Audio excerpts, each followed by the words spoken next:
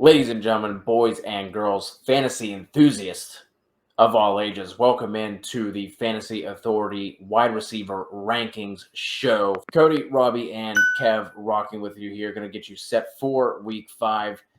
Doing something a little bit different this week if you haven't caught the other videos. So instead of going through, normally there's two of us, we go through our rankings individually.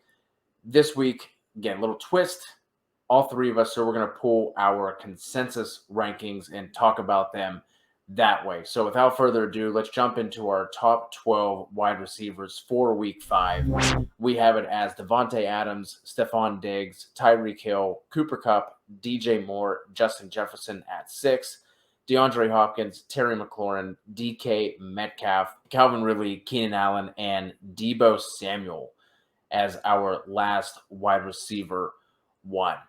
Kev, I'm going to throw it to you first. Who do you want to, really touch on? I think it's pretty simple here for the top 12 guys. Not a lot we have to really dive into, but anyone that you're really liking, anyone who you were, kind of hesitant on in your top 12. I am lower on Justin Jefferson than you guys are, and that is mainly because I think that this is a game that we see the Vikings really just run the rock, right? That's what they want to do. Mike Zimmer goes 6 for midnight anytime he gets an opportunity to just pound that rock anytime he can.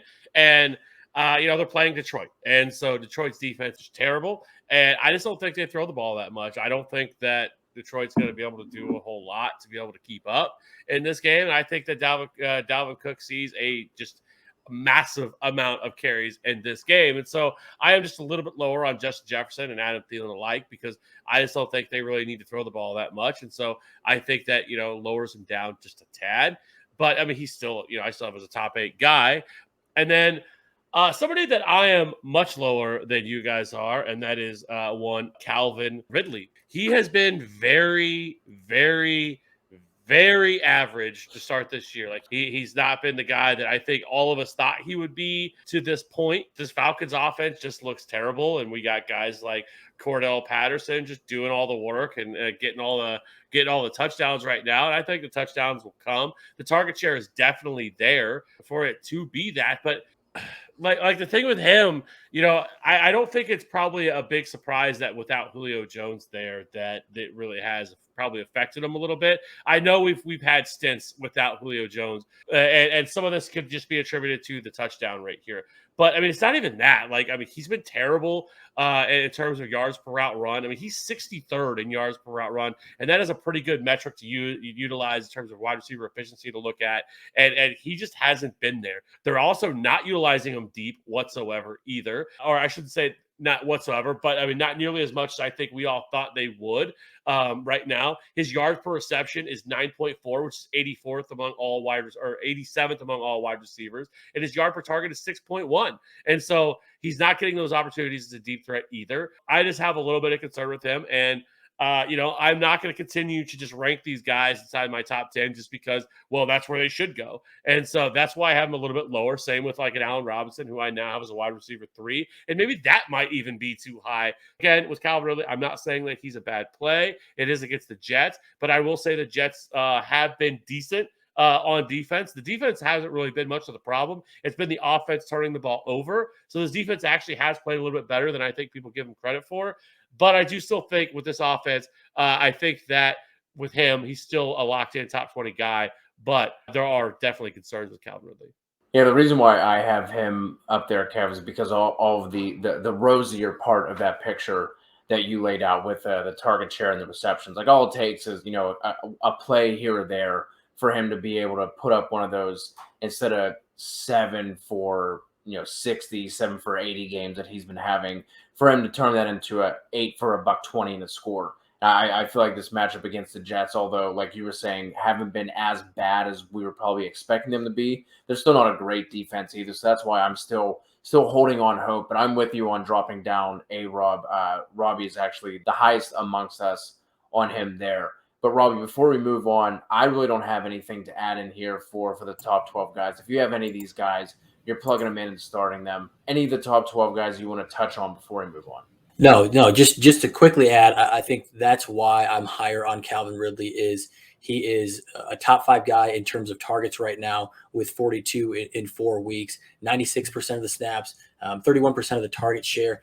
3 touchdowns is not going to go to Cordell Patterson every single week. If Matt Ryan throws 2 touchdowns, I think most weeks we can probably expect Calvin Ridley to have his name attached to that. That's never been something he's struggled with in the past. Even with Julio Jones there, I think his past 3 seasons, he had 9, 10, and then 7 touchdowns. So this is a guy that can find the end zone, and I think that will turn around. So only 1 through the first 4 weeks. I think Calvin Ridley, after this week, we're going to be remembering, oh, this is the Calvin Ridley of old. I mean, he had 13 targets, 7 for 80. Again, we are missing the touchdown, and I do think it comes in future games. The other guy, I think Diontae Johnson is just the other name I'd like to throw out there. 35 targets through 3 games. He just gets so many freaking targets from Ben Roethlisberger because he can't throw it anywhere else. He's a top 10 wide receiver for me because he scored twice in the 3 games, and he's going to get peppered. He's going to get 10 to 14 targets each week. I don't care if Claypool comes back. He's obviously Ben's number 1. Sometimes his number 2 option if he's not going to Najee Harris 17 times. So Diontae Johnson, I think, just because of volume, just because of how much this offense is probably going to have to throw to stay in games because they can't move the football early in football games, Diontae Johnson should be a top 12 guy ranked until we see differently. I was like taken aback by that deep target, that touchdown that he had over. And I was like, Big Ben threw a dime to him on that play. I'm like, where is this Ben? Where is this Big Ben? But it was very short-lived. It was like he just reached in and just grabbed it out. It was like, he sapped more of his power away because that's literally all. But I just was shocked whenever he made that throw. A broken Big Ben clock is still right twice a day. Yeah, I've been sitting on that for a second. Imagine what Diontae Johnson could be if he actually had a functioning quarterback, not this geriatric old man. Maybe next year with the looks that Aaron Rodgers and Mike Tomlin were giving to each other. Did you see that? I mean, there was some they were smitten for each other. Cody might be a Steelers fan again. Yeah, he might break out of Steelers stuff again.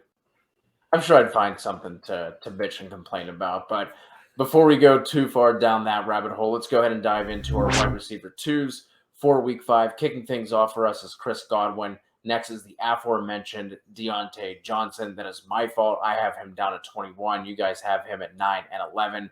Then we move on to CeeDee Lamb, Adam Thielen, Jamar Chase, Mike Williams, Amari Cooper, Tyler Lockett, Mike Evans, Hollywood Brown, Allen Robinson, and Corey Davis, wrapping things up for our wide receiver 2s.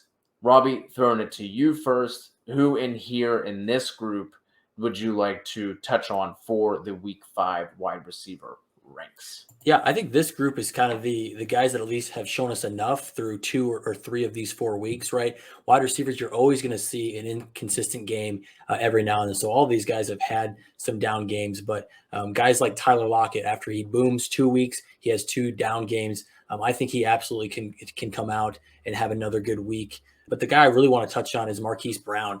He's been fantastic, and I know eventually Rashad Bateman is going to come back, and that's probably going to curtail my excitement for him a little bit. But man, the Ravens are throwing more than they have ever in Lamar Jackson's history. They don't really have a run game. Latavius Murray is leading the way. I know he had 18, I think it was 18 carries last game, but they're actually throwing at a decent pace where he's now getting targets that if you have a guy with his explosiveness and his ability, right, to make big plays, this is a guy that you have to rank at least as a wide receiver 2 each week. The only week that he hasn't been a wide receiver 2 or better was the week where he dropped, 2 or 3 passes. 2 of them could have been touchdowns. So he's a guy that should absolutely be locked and loaded going against the Colts secondary. Mike Evans, I think it was exciting to see him perform well when they had AB, Chris Godwin. I know Gronk was out, but I thought he might be the guy that they try and take away. It looked like Bill Belichick, the Patriots, kind of took away Chris Godwin a little bit. So I was a little bit worried about Mike Evans, but he's actually had a decent target share where I'm not as worried about him. I'm not ranking him, outside of wide receiver 2 at all. He has shown enough where I'm going to keep him as a solid wide receiver 2. But those are the 2 guys I really want to touch on. First things first, let's talk about Jamar Chase. And man, doesn't it feel like it was just the other day where people thought he was dead and preseason drops and everything else. And here we are. Jamar Chase just continues to ball every single week. It's not even just the 4 touchdowns that he has that is second among all wide receivers. It is the 46.5% of the market share of the air yards in this offense, which is 5th among all wide receivers. So, whether I really don't care if T. Higgins comes back, it's not really going to affect my opinion of him one way or the other. I think it affects probably Tyler Boyd more than it does Jamar Chase.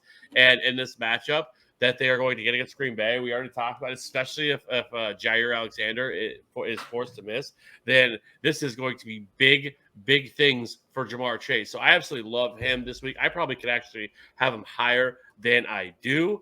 And, I wanted to talk really quickly about Amari Cooper and CeeDee Lamb because I am probably lower on both of them than I have Amari Cooper at 25, and I have CeeDee Lamb just a little bit higher. And for me, it goes right along with what I think about what this offense probably is turning a little bit more into and a little bit more balanced, right? I think heading into this year, we all thought that this offense was going to be top 3 in pass attempts per game, and it's just not been the case. They have not needed to run the ball. The defense has been much better than I think we all thought they would be this quickly, and they've been able to just lean on the run. They get a big lead, and they just lean on the run, and I think that's just going to lead to less opportunities for these wide receivers. And so I am just a little bit lower on both of them. I think they're both starts for sure, but even like last week with Amari Cooper, had he not found the end zone, last week, he had 3 targets in that game for three catches, 69 yards and a touchdown. He did leave briefly with a injury, so that should be mentioned. But he's not seeing any targets. I mean, week 1, 16 targets when they were behind, right? Since then, 5, 4, 3. Now he has been dealing with an injury for CeeDee Lamb or for Amari Cooper. That has something to do, just not utilizing as much. But even still, we can talk about CeeDee Lamb. 15, 9, 3, and 5 targets for these guys, right? And so if they get a lead, they are going to run the rock with Ezekiel Elliott and Tony Pollard, and they're just not going to throw the ball as much. I would temper my expectations for these guys because of that. Because if they get a lead, they're going to run the ball, and it's going to lower their opportunities. And even without Michael Gallup, and when Michael Gallup comes back, I really don't know what this is going to look like. Because do I think that CeeDee Lamb is going to get 3 and 5 targets every week? No. But I think it is definitely in the range of possibility, and the Giants' offense isn't one that I would say that is definitely going to be pushing the Cowboys to air it out. Yeah, just quickly on that, I have Cooper at wide receiver 13, so much higher than Kev, and then a little bit higher than Cody. And I think, honestly, the untold story that I've mentioned a couple of times is just the turnovers that the Cowboys defense has been able to generate week in and week out. They've had at least 2 interceptions each week, adding in a couple of fumble recoveries. So I don't think that quite continues at the rate it has been. If it did, they would probably set a record for turnovers. Really, they're on pace to break all records for interceptions in a season. So once you see that, I think you're going to see this offense have to drive down the field more. They've been given a lot of short fields. You're right. They've gotten really early leads, and I think with how good this offense is, they can continue to do that. But I think they'll have to sustain longer drives, and when you do that, you can't always just run the football as well as they do it. I do think we'll see more involvement from this passing game, and I think it balances out a little bit more where they're not as run heavy as they have been this past game. And if they're not turning over defense or offenses as much as they have, you can also talk about these offenses staying in the game a little bit more than the Eagles and the Panthers did the past 2 weeks. So I do think that balances out a little bit more. We should see Cooper and Lamb more in the probably 7 to 9 target range than we've seen them in the 3 to 5 the past couple of weeks. The only thing I want to throw in here with the guys that we have in this range is I'd be waiting for the next Tyler Lockett blow-up game, and then I'm shipping him out as quickly as humanly possible. Like it is just so frustrating with him after starting off the year as wide receiver 6 and wide receiver 2 and half PPR scoring. Now looking at wide receiver 66 in week 3 and wide receiver 75 in week 4. So I'm telling you guys now, the next blow-up game he has, when he scores that second touchdown, Tyler Lockett on the block. Just message everybody in your league, let them know, and just sell him off to the highest bidder. But let's go ahead and jump into our wide receiver 3s, and we'll start to wrap things up here. Kicking things off with Courtland Sutton at 25, Robert Woods, Marvin Jones, Antonio Brown at 28, Brandon Cooks at 29, Jakobi Meyers, someone who we liked a lot last week. He came through. T. Higgins at 31. I can speak for myself that if he's in, I'm definitely going to be moving him up. Odell Beckham, Tyler Boyd, Devonta Smith, Manny Sanders, and then Michael Pittman we have at 36 across the board. So, Kev, wide receivers in the wide receiver 3 range. Just talk to us about your wide receiver 3s. Well, I'm definitely not sure on Robert Woods. I continue to not be sure on Robert Woods. Ugh. He bailed people out last week with a touchdown, or else it would have been another really rough week with 8 fantasy points had it not been for the touchdown that he was able to get. And Cooper Kupp just continues to just take all the targets in this offense. And now we saw like Van Jefferson becoming more and more involved in this offense as well. So I mean, I think you can still play Robert Woods, but man, if you have some other options, I think you could easily sit Robert Woods at this point because he's just not seeing the opportunities. I mean, he did see 9 targets in week 2, but other than that, it's 4, 6, and 6. And so, I mean, it's just been a little bit rough sledding for him. Robert Woods is just hard to really trust on a week-to-week basis at this point. But I did want to hit on Jakobi Meyers. Love to see it. Love to see Jakobi Meyers, somebody that I was in love with heading into the season. He has 41 targets on the year, which is 8th most among all wide receivers. Can the guy get a touchdown, though? That's all I want to know. Can we get Jakobi a touchdown? He didn't get one last year. He still doesn't have one this year. Like, it is frustrating as I'll get out with Jakobi Meyers that he cannot see a touchdown.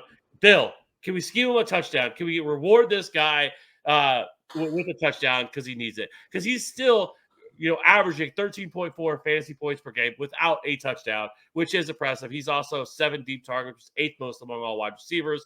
So Jakobi Meyers turned into a solid wide receiver 3 every week. Great matchup against Houston as well. And so I like that. I like this matchup for him. And he is somebody that's going to continue to see a lot of targets in this offense. And, I think those are the guys that I really like. I know Odell Beckham. I'm higher on him as well against the Chargers. I think they are going to have to throw the ball a little bit more. My goodness, was Baker Mayfield horrendous last week. They are obviously a team that leans far more on the run than they do the pass. But Odell Beckham continues to see the majority of the targets in this offense. And so I think that he is somebody that I like as a wide receiver 3 as well. Real quickly, just to jump on the guys that I want to talk about while you were talking about wanting to get some touchdowns, Kev. Can we get one for Michael Pittman? A guy that I was high on, finally starting to not finally, because it's been happening since week 2. 8 for 123, 6 for 68, and 6 for 59. Sitting at 17th in target share among wide receivers, 14th in targets. It's all there.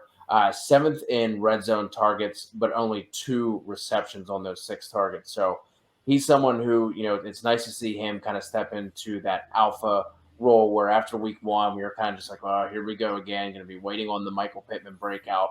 We still need that big game, but he's someone who, is going to be consistently in our wide receiver 3 rankings for the rest of the year because of the opportunity that he's seeing. Robby, who you got in this wide receiver 3 range?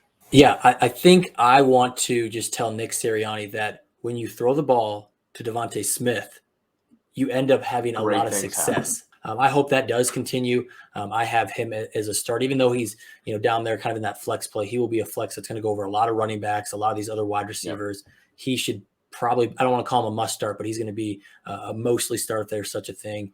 Marvin Jones is, as you guys know, was a guy I was a little bit higher on. DJ Chark out of the picture now. It's kind of Marvin Jones and Chenault to carry the torch. He did disappoint on Thursday night, but now he gets Tennessee Titans, who have been horrendous against wide receivers. They're ceding the 2nd most points to wide receivers, and they became the get-right game for Zach Wilson in that offense. So I really like Marvin Jones going against that secondary. The one guy we talked about at the top that we didn't talk about really since, Allen Robinson.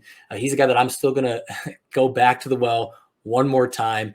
We've seen Justin Fields improve, right? He was horrendous in week 3. He played a lot better, but only had 11 passing attempts in week 4. That's because they really didn't need to. David Montgomery is just chewing up that Lions run defense. And now David Montgomery has been injured.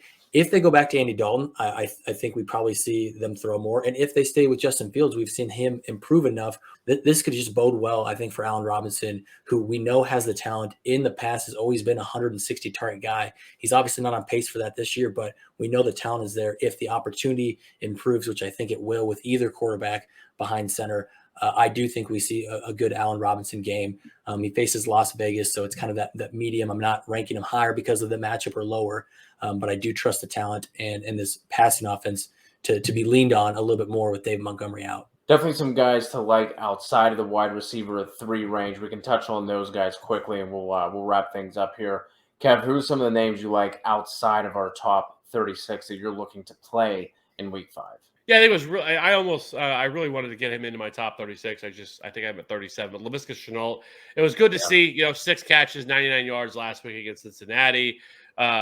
Really good matchup this week against Tennessee. Nothing really to worry about there. Did not find the end zone, but Laviska Shenault should be utilized far more than what he is. I've been a little bit surprised with some of the usage that he's had a little bit this year and the kind of the way they've utilized him a little bit. I thought they would get more creative in the ways of getting the ball in his hands, but it was a really encouraging game last week and a really great matchup this week. So you definitely could fire him up as a flex option this week. And then Randall Cobb kind of coming out of the woodworks a little bit. Did play 47% of the snaps. I don't think he's going to be a guy that's all of a sudden going to bump up and see 80-90% of the snaps. It's not going to happen. I think they're going to continue to utilize him the way that he is. But as long as MVS is on the shelf right now on the IR, he's going to see more opportunities. We know he has that connection, that built-in chemistry with Aaron Rodgers. I mean, last week, 5 for 6 for 69 yards and those 2 touchdowns last week. And so I do like him as well. I think AJ Green is also somebody that we could look at once again as a weekly flex option. He continually is seeing a lot of opportunities. This is arguably one of the best offenses in the league with Kyler Murray. And, while, we thought that Rondale Moore was going to be a thing, he has the last few weeks really hasn't been utilized nearly as much. It's really been AJ Green kind of been that number 2 wide receiver, with Christian Kirk right there with him. So AJ Green, I thought he was dust, but apparently not. And then I think Jamison Crowder as well. I know, Robby, I think you have him pretty high as well, but he is back as the slot wide receiver here in this offense. Good matchup for him. So I think Jamison Crowder also is somebody that people can look at. Yeah, just following up on that, Jamison Crowder kind of took over that Braxton Berrios role that we thought he would in that offense, and that's just going to make him a really good weekly flex in PPR leagues. He even found the end zone, which is something he doesn't do a ton, but when you get that is fantastic. If Elijah Moore still is out in week 5, I think that means, again, I don't know if he's the must start, but you're going to really, really like him as a flex option going against the Atlanta Falcons, who are not very good against wide receivers. Darnell Mooney, I mentioned all those things about Allen Robinson. I think we can't overlook Darnell Mooney's fantastic game. 5 catches for 125 yards. The same thing applies to what I said about Allen Robinson. If Justin Fields has more opportunities, if he continues to grow now in his 3rd start, or if they go to Andy Dalton, who I think is serviceable, I do think Darnell Mooney is a guy that's worth flex consideration. And then another guy, maybe this is more just picking him up and stashing, but Kadarius Toney looked really, really good, actually. I know that Sterling Shepard is out. I know that Darius Slayton's out. When they all come back, it's going to be a conjumbled mess, but I don't know how long they're going to be out. And so he logged 66% snaps in week 3.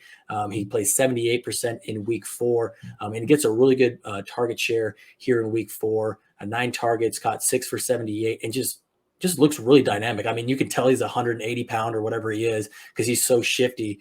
Just looks really dynamic. So with how well Daniel Jones is playing, and this is not just a fantasy thing, but a real life quarterback thing. Yeah, I would actually agree with that. And, while these guys remain out, he's going to play majority in the slot, which is those high value targets. And so, I'm not a big fan of Kadarius Toney, the player, especially, at the draft process and everything else, but I definitely think that he is. I did want to ask you guys really quickly about Brandon Ayuk. I don't get it. I don't get how somebody can be so dynamic and so how good he was last year to this year, where he's just a complete afterthought. It's like he's just a guy out there. No worried about it. I'm starting to also on this point as well. Is Kyle Shanahan a fraud? Because if you look at Kyle Shanahan, he had the 1 year where they had the the elite defense. Other than that, he's just been a fraud. They don't win games. They struggle every year. And we keep waiting for this amazing offense, and he's such an offensive guru and all this other stuff. And I'm like, how the fuck do you not use Brandon Ayuk? How do you not do whatever you can to scheme that dude touches? He is clearly, if not, he's not their best wide receiver. He's damn sure their 2nd best wide receiver. And the guy's not getting any opportunities. 3 targets last week in a game that they were trailing. How do you not utilize Brandon Ayuk? Do whatever you can to scheme him touches, because he is absolutely dynamic, and I don't get it. The whole thing has been a catastrophe. And the more and more I'm starting to think that Kyle Shanahan is just a fraud. maybe they're savoring him for the inevitable Deebo Samuel injury. Maybe they're like, hey, we got to squeeze this lemon as much as we can, get all the juice out of this Deebo fruit, because we might not have it. That it might be going out of season. The Deebo fruit might not be ripe for too much longer. Maybe that's it. That's the only thing I can possibly think of. I loved Ayuk coming into this year. Played well with Nick Mullins and CJ Beathard. Thought it was going to be like, okay, hey, if Deebo can stay healthy, that's going to be great. But I think it's going to be Ayuk who leads us, even though I love Deebo, coming in as a rookie. I think I might have a soft spot for South Carolina receivers with Brian Edwards as well. But it doesn't make any sense to me either. And then you look at, some of the guys who he's drafted that haven't panned out. Dante Pettis comes to mind. So I don't have any answers for you, Kev. I got nothing. Yeah, just past what they do scheme-wise, I think the problem that I had with IU coming into the season is that this is just not an offense that throws at a high percentage, and especially if they make the move to Lance, which it now looks like they kind of have. We'll see what happens with Jimmy Garoppolo here, but they're just going to run more. And I think it's kind of similar to the Justin Fields, except Trey Lance is not as polished as Justin Fields, and we saw that here in Week 4, where other than that broken play to Deebo, which he also underthrew, if we remember right. Trey Lance looked not great throwing the football. So I think that's going to hurt. I think it's going to hurt Deebo Samuel as well, where I don't think I should have him ranked as high as we have. So that's what I'm afraid of, is that when they all three coexisted between Kittle, Deebo, and Ayuk actually struggled. He only had one good game. Other than that, he had 44 yards or less with two. I think he had 12 and 14 yards in 2 of those 4 starts. So there's just not enough passing volume. But yeah, you guys are right. Like, even if there's not, he still should be involved more. Give him a run, motion him out, do something to get him the football. But it's just not happening right now. That is putting it lightly. Just real quick, the last guy I want to touch on, Jalen Waddle. I think you can go back to him as a flex level play. Started off looking good for him last week. Had 3 catches for 33 yards really early in that game, and then nothing. But then going up against Tampa Bay this week, he's going to continue to play in the slot. There's no way going up against Tampa Bay he only sees 4 receptions. A lot of that work went toward Devontae Parker, but I think we could see that funnel back toward Jalen Waddle. So maybe not the 13 or 12 targets that he saw 2 weeks ago, but I do think we see him approach that 8 to 10 range. Like I said, I think you can go back to him as a flex level play in this matchup. So that is going to wrap everything up for the wide receiver rankings. Any questions you guys have, drop a comment in the video or pull down the video description. Click the link for the Discord. You can jump in there, ask your questions, come join the TFA community. It is absolutely free. So make sure you're keeping things locked in here, and we'll catch you guys soon.